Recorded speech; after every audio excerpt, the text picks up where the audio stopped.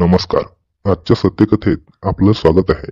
पण सुरुवात करण्याआधी तुम्ही चॅनलवर नवीन असाल किंवा तुम्हाला अशाच सत्यघटना ऐकायला आवडत असतील तर व्हिडिओला लाईक करून चॅनलला सबस्क्राईब करा.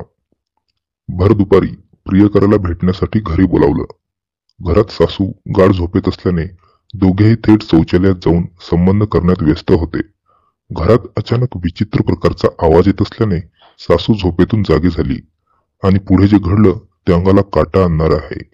संजीवनगर येथे आठवडी बाजार परिसरातील अनैतिक संबंधातून घडलेली धक्कादायक अशी घटना. सुनीता पळसकर वय 37, हिचा प्रथमेश गावडे वय 24 या तरुणाशी विवाह बाह्य संबंध होते. 7 फेब्रुवारी रोजी सुनीताने प्रथमेशला संबंध बनवण्यासाठी आपल्याच घरात बोलावलं. दुपारी 2चा टाइम होता. लक्ष्मीबाई पळसकर वय 65 ह्या सुनीताच्या सासू घरात गाढ झोपेत होत्या. याच संधीचा फायदा घेत तिने प्रथमेशला घरात घेतलं.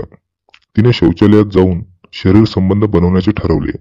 दोघेही शौचालयात जाऊन संबंध बनवत होते आणि बाईचा घाणेरडा प्रकारचा आवाज येत होता. सासू जागी झाली. हा विचित्र आवाज येतो तरी कुठून हे पाहण्यासाठी ती बाहेर आली. पण पाहते तर हा आवाज इकडून तिकडून नव्हे तर त्यांच्याच घरातील शौचालयात येत होता. आता लक्ष्मीबाई आपल्या सुनेला आवाज देत होती पण सून काही उत्तर देत नव्हती. त्यांनी बाथरूमचा दरवाजा ठोठावण्यास सुरुवात केली.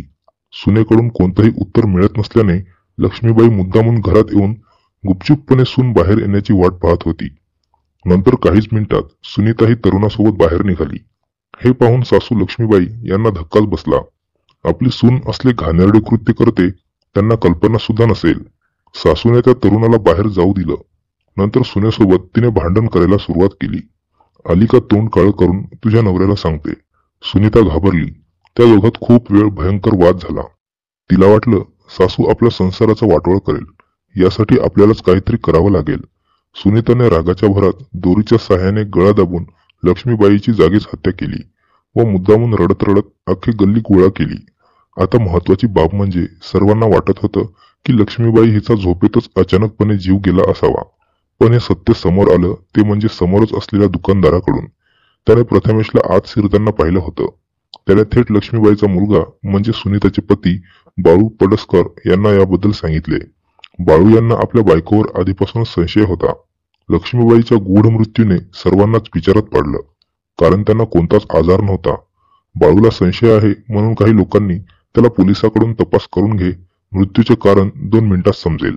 लोकांच्या म्हणण्याप्रमाणे बाळूने आईला नदीकाठच्या घाटी रुग्णालयात वैद्यकीय तपासणीसाठी नेले.